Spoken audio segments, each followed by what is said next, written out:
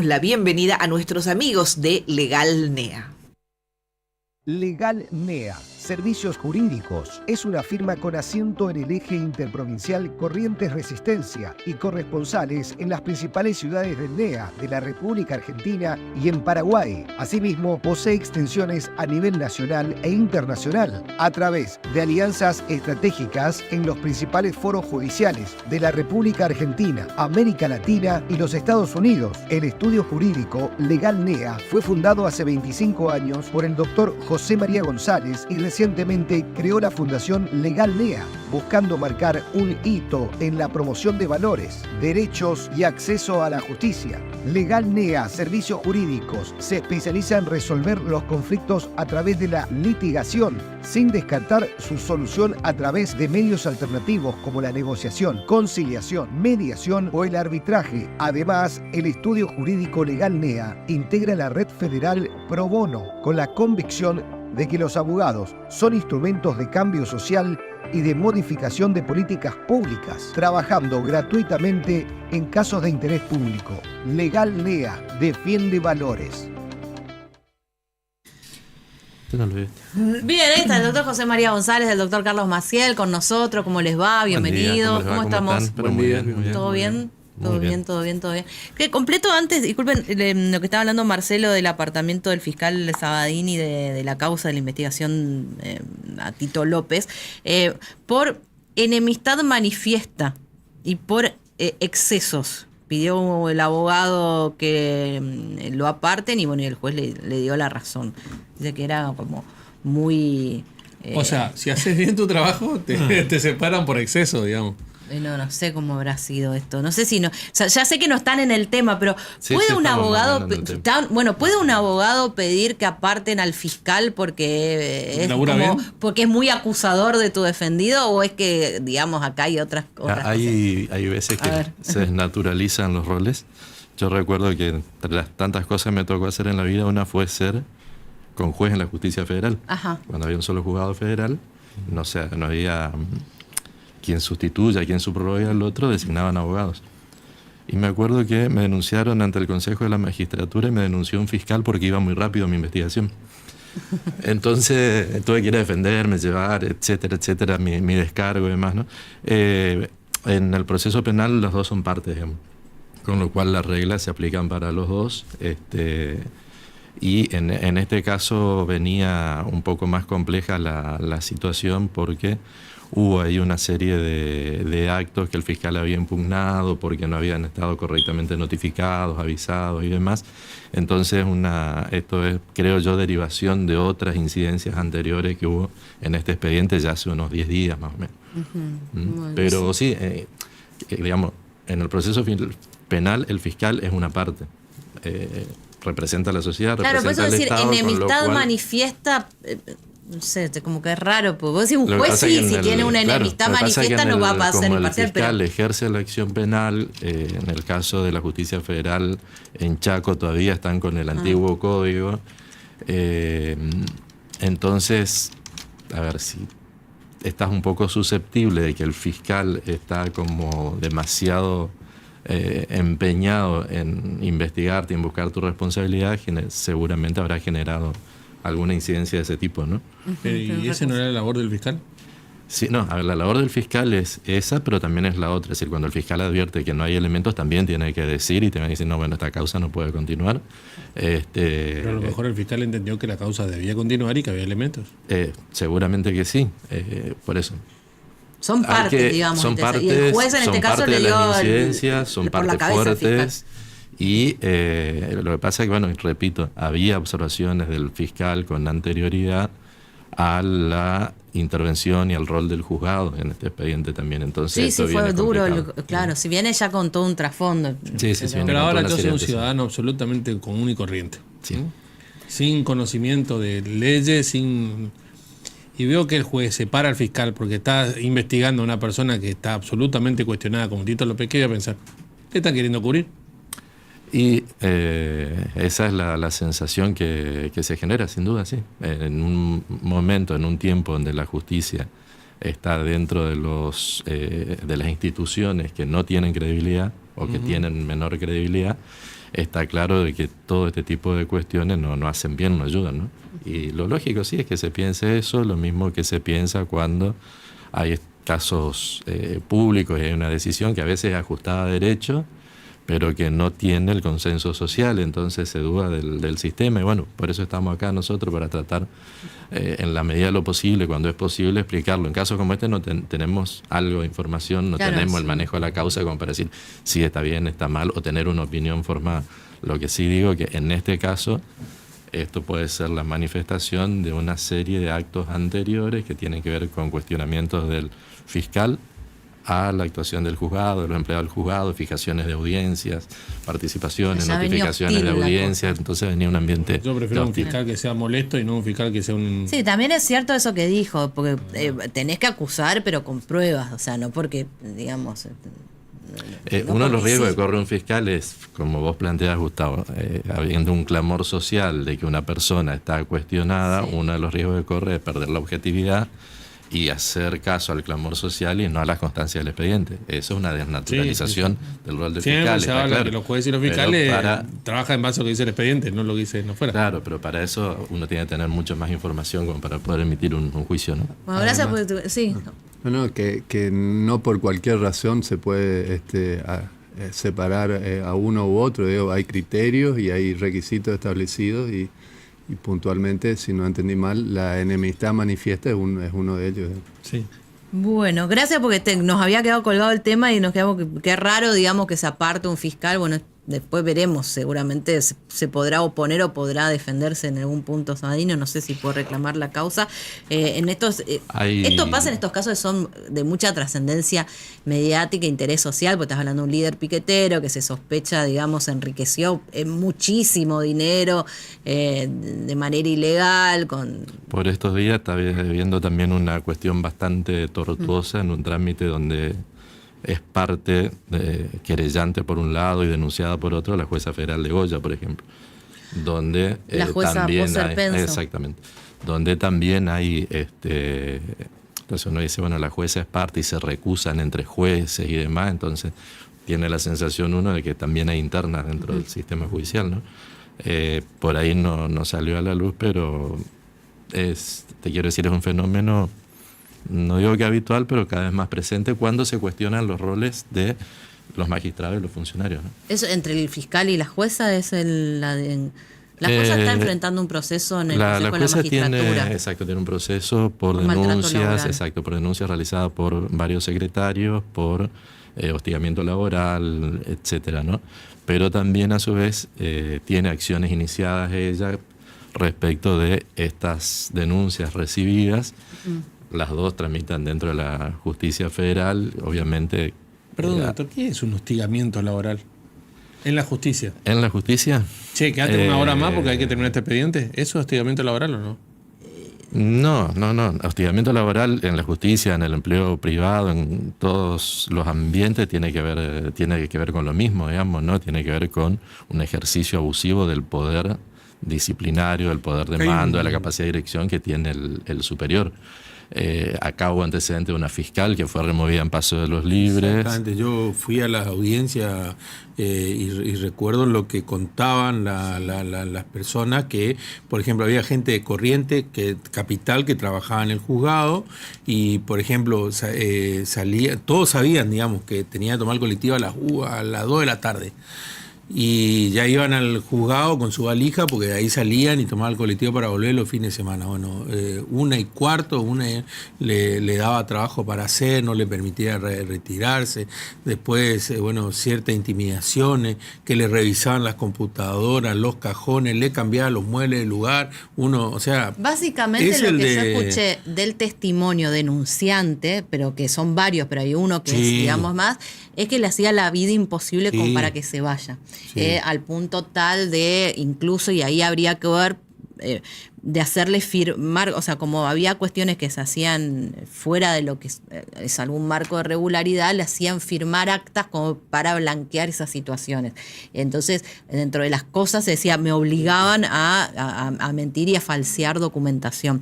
No, es bastante, va más allá de decir que date una hora más porque es urgente este caso, es como una perseguir. Claro, pero después ella se defenderá y dirá. En eso lo que en realidad lo que terminaba afectando era también la sensibilidad de esas personas que toda la semana estaban en libre y que lo que querían hacer era volver a su casa para estar con su familia. Y si no volvían en ese horario, no tenía sentido volver, porque vos tenías que estar sábado, domingo a la tarde de vuelta. No sé si esto es 100% así o no, pero me dijeron, ¿quién no quiere entrar a la justicia federal? Me decía, bueno, en el caso del juzgado donde estaba esta jueza que hoy es cuestionada, hubo renuncias. Entonces, es decir, ya algo te plantea como algo extraño. El de libres.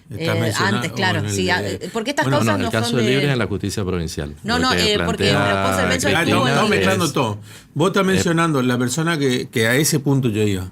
A la persona que fue destituida, una fiscal que estaba en paso libre, vía jury de enjuiciamiento ya hace unos cuantos años. No, yo estoy hablando de Poser Penso cuando estuvo en Poser libres. Penso cuando estuvo en libres, cuya causa estaba se había activado en este último tiempo en el Consejo de la Magistratura. Ahora en este momento se están dando las audiencias, ya fueron varios. Obviamente van unas partes y van otros a defenderse, o sea, es un proceso, después dirán si sí o si no. La situación es esta, el servicio de justicia es un servicio tensionante, naturalmente. Nosotros hemos asistido en la experiencia a juzgados que andan muy bien a un costo muy alto, es decir, con un juez duro, fuerte, exigente, que requiere más allá de las 6 horas, donde hay gente que termina con problemas de salud en virtud del estrés que reciben y demás, pero el juez prioriza esto del resultado que tengo que brindar y por ahí, o el magistrado, podría ser un fiscal, por ahí puede haber un exceso, ¿no? Es tensionante y juega mucho la cuestión de confianza. Esto de firmar o no firmar, hay cuántas actas, no lo digo yo, lo dice Zaffaroni en el libro. Diariamente los jueces, los magistrados cometen el delito de falsedad ideológica porque firman actas de audiencias en que no estuvieron. Los secretarios, cargos, son las constancias de recepción de documentación que la sella y le escribe el secretario y que al final del día la firma todo sobre la base de confianza. Cuando se rompe la confianza, empiezan a jugar estos otros elementos, ¿no? Claro, bueno, se está llevando adelante, habrá que ver. Bueno, sucesiones express. Tema del día de hoy. A ver, la sucesión, primero, ¿qué es? Y segundo, ¿en qué? A ver, ¿por qué express? Porque uno siempre escucha los juicios de sucesión tardan bastante, que que son engorrosos, que son caros. ¿Ahora qué cambia con esto? Bueno, básicamente pasamos hace unos años el tema del divorcio express, ahora sucesiones express. Está todo dentro de la movida esta por hacer que las cosas que se tramitan judicialmente salgan o se manejen de alguna manera más rápido. Dan vuelta por acá las ideas, digamos, del gobierno de quitar del ámbito de las competencias de los abogados, de los tribunales, algunos actos que hoy hacemos los abogados y que se puedan hacer notarialmente para darles supuestamente mayor agilidad y mayor economía.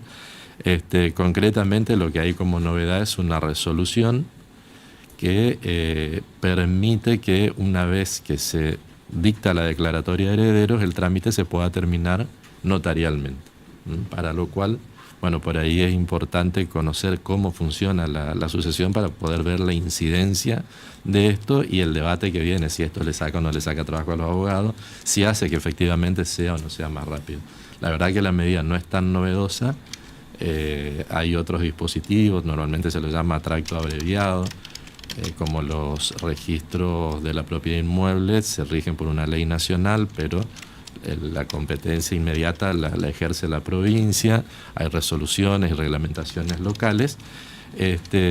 Lo cierto es que como están las cosas hoy, hay una etapa que sí o sí se tiene que hacer, que es la primera etapa de la sucesión, que va desde la promoción de la demanda hasta la declaratoria de herederos, porque entendamos que hay un error bastante frecuente, es decir, vamos a hacer la sucesión de la casa o vamos a hacer la sucesión del auto. En realidad lo que se hace es la sucesión del patrimonio de la persona fallecida Bienes, dinero, cuentas, dinero, deudas, cuentas, todo deudas, junto. derechos, no solo cosas, digamos, derechos también. Y esto tiene una etapa que es, por lo menos para el ordenamiento argentino, hay un interés público comprometido, por eso es que se publican edictos, que es por ahí el paso más largo. Uno ve en los diarios, por ahí que dice se exacto. convocan a los herederos o quien se crea con derechos, fulanito tal que falleció. Se Fulanito. consulta al Colegio de Escribanos a ver si hay registros de un testamento, porque una sucesión puede ser testamentaria o ab intestato sin testamento. Se consulta si no hay iniciado otro juicio sucesorio, porque a veces un heredero va por un juzgado, otro heredero por otro, hay 2, 3 juicios sucesorios iniciados. Y cuando se advierte de que se tienen todos estos elementos, se le corre vista al fiscal para que vea si hay algún interés público comprometido, y luego de eso se dicta la declaratoria de herederos. Hasta ahí no cambian nada Hasta como ahí era antes no a como es cambia ahora. ¿Y cuáles son los cambios, Carlos, ahora? Bueno, a partir de ese momento los herederos pueden empezar a hacer diferentes cuestiones relativas a estos bienes que integran el acervo hereditario, digamos. Uno de esos es, por ejemplo, ceder bienes, vender inmuebles, etc.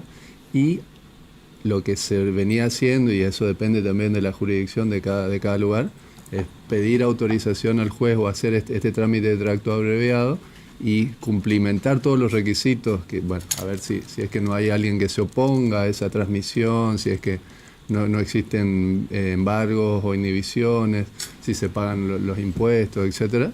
Todo eso se hacía a través del juzgado. Hoy en día lo que se puede hacer a partir de esta disposición y de la toma de razón de los registros es hacerlo esto a través de un escribano, que va a ser mucho más fácil, más rápido, digamos, y hacer la inscripción directamente una vez hecho. Por supuesto, el escribano debe verificar que se cumplan todos estos requisitos de legalidad y de procedimiento, y una vez obtenida esa escritura, hacer la inscripción, digamos. Pero lo importante acá es que más allá de esto, que es importante por supuesto, es que es una disposición del Ministerio de Justicia y que incumbe puntualmente a la inspección de personas jurídicas, y va a haber mucho hilo por cortar porque también involucra a las cuestiones reglamentarias de las sociedades en general, las sociedades extranjeras, el funcionamiento, la inscripción, la participación de sociedades en otras sociedades, etcétera, y lo referente y puntualmente al RIGI. O sea que, más allá de esta cuestión puntual y que agiliza un montón y que es, creo yo, salvo algún criterio de algún otro colega, digamos, va a dar mayor rapidez a este tipo de procesos. También entran las otras cuestiones que seguramente van a ser noticia en estos días, referente a las cuestiones societarias, ¿no es cierto? Sí, básicamente es parte de la política del gobierno, como decimos, esta medida está en el marco de otras, por ahí la que le impacta al común de la gente, que no crea empresas, que no tiene empresas en el exterior, que no hace ese tipo de operaciones. Es esta medida que, como bien decía Carlos, lo que hace es tirarle toda la responsabilidad al escribano. ¿Sí? Acá va a jugar mucho el rol del escribano, porque el escribano es el que tiene que verificar que estén dados todos los requisitos que antes los controlaba el juzgado. Entonces el escribano, primero, va a tener que mirar que después de la declaratoria de herederos, los herederos hayan presentado una denuncia de bienes, es decir, bueno, está una casa para distribuir. Va a tener que mirar de que ningún heredero esté en desacuerdo con eso.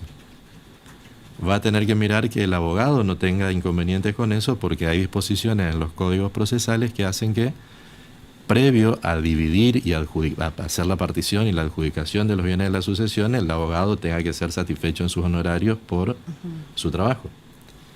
Que después se den todos los requisitos de forma que tiene que ver para poder inscribir esa casa a nombre de 1, 2 o 3 herederos, por ejemplo, ¿no? Entonces, todos estos requisitos a partir de este momento lo va a ejecutar un escribano. Lo que habría que ver es la cuestión de los costos. Esa es la cuestión. Si abarato o encarece. Si abarato o no, exactamente. ¿Y esto es optativo? Es decir, ¿cambió sí o sí para todos el sistema o alguno puede seguir haciéndolo vía judicial? Mira, esta va a terminar siendo una cuestión de interpretación, porque con las mismas reglas, por ejemplo, te contaba, hasta ahora en Chaco y en Corrientes nos veníamos manejando de manera diferente, digamos, cuáles son las reglas del tracto abreviado, esto, ¿no? Que es tratar de hacer que una vez que está la declaratoria de herederos y que están los bienes denunciados o inventariados, uno pueda transmitirlo de una manera rápida. Por ejemplo, son cuestiones de interpretación y de instrumentación que son diferentes en Corrientes y en Chaco. Entiendo que al estar los códigos procesales en vigencia, uno va a poder optar por la vía del Código de Procedimiento, que en el caso de Corrientes, como es bastante nuevo y novedoso en algunos aspectos, ya tenía un artículo que hablaba de sucesión extrajudicial. Que vendría a incluirse esta. Exacto, llegado a esta altura, los herederos podrían decir qué hacer con los bienes, informar al juzgado para luego proceder a la inscripción. O sea que ya era... Entonces ya es una medida que en nuestro código estaba. En el código anterior no estaba, pero los abogados le encontramos la vuelta para hacerlo. En realidad siempre contamos que hemos hecho sucesiones en 6, 7, 8 meses. El presupuesto es que no haya conflicto. Claro. Cuando no hay conflicto... Cuando no hay conflicto se se puede hacer fácil, exacto. Rápido. Ya lo hacíamos antes, entonces había una declaratoria de herederos y a partir de ahí presentamos un escrito ómnibus, digamos, decía que tenía como 7, 8, 9 puntos, donde decíamos, estos son los bienes, estamos todos de acuerdo, le vamos a pagar al abogado, vamos a pagar los impuestos, pusimos al día. Se pedía incluso en un momento hasta un libre deuda de obras sanitarias de la nación, que no hubiera quedado deuda de agua del año del no sé cuánto, más obras sanitarias. Pero había que ir con el papelito ese que decía eso. Cumplíamos todos esos requisitos, el juzgador verificaba, decía, bueno, sí, inscríbase, y lo podíamos hacer con la firma de todos los herederos, sin conflicto, lo podíamos hacer. Entonces, hay que tener bien en claro a dónde vamos, ¿no? Después buscar cuáles son los caminos, que este es un camino más. Gracias por venir. No, ustedes muy amables. Buen fin de semana, hasta la próxima. Hasta la próxima. Hacemos la pausa y ya volvemos. ¿Dónde está cruel?